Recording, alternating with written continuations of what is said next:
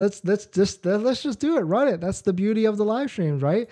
Welcome back to the stream. Welcome back to another video. Today, we're going to clarify what we exactly know about this March 2023 illumious dates. I butchered that word on the Tesla deliveries. Of course, this goes along with the $7,500 federal tax credit.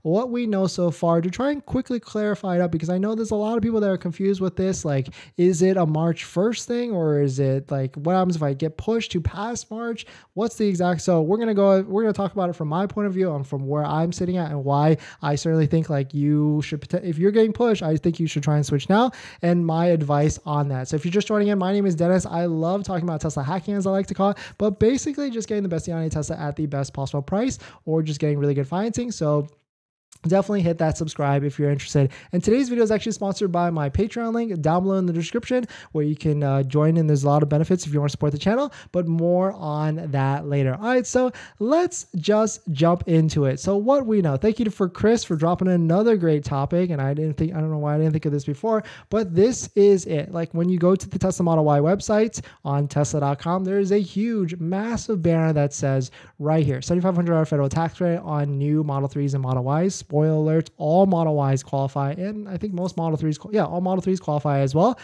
But you have to take delivery by February, as it points here. And the reason why this is because the IRS and Treasury are due to release more guidelines regarding this. Because here's an article from Edmunds that goes into the electric vehicle tax credit. And if you didn't know, the electric vehicle tax credit, yes, it's a full $7,500, but it's broken into two parts. $3,750 for the critical battery minerals on where they're actually mined and produced. And as long as it's a free trade agreement country or America, it's fine. You get the $3,750 for that vehicle.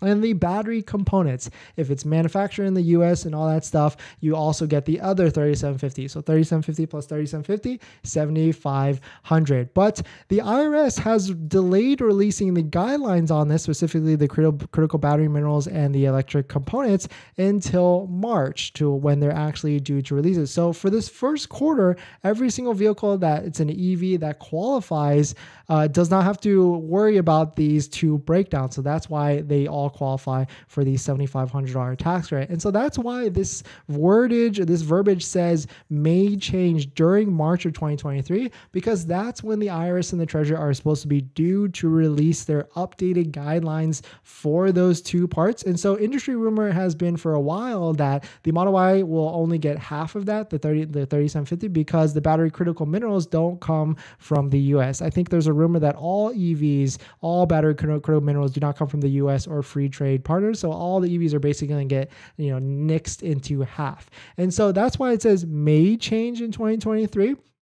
And so really, you can really take a delivery of a Model Y or Model 3 up into when the IRS makes their decision. I know that's like a very scary, fluid date. And so that's why we've been saying, try and take delivery of a Tesla Model 3 or Model Y if you're banking on this $7,500 tax rate in February to try and lock it down. But yeah, certainly I see, I understand why it's confusing.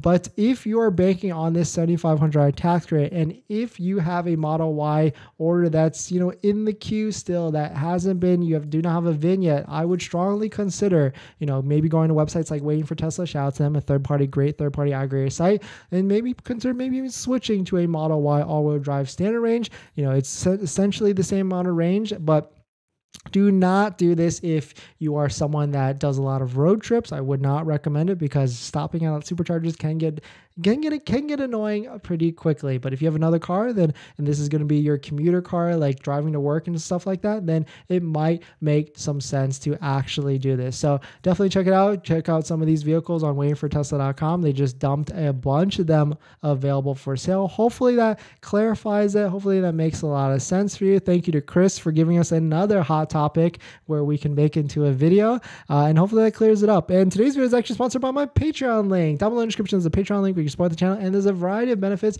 but some of them include actually scheduling a call with me where you can ask me any questions about buying a Tesla, selling a Tesla, or even financing a Tesla. And after you schedule after you join the Patreon, you get a link to my buying guide, which has links to all the credit unions that I use to get the best possible deal at the best possible price, including a couple great credit unions that still today have rates as low as 2.5, 3.2 from 60 to 80 months. So definitely check out in the description.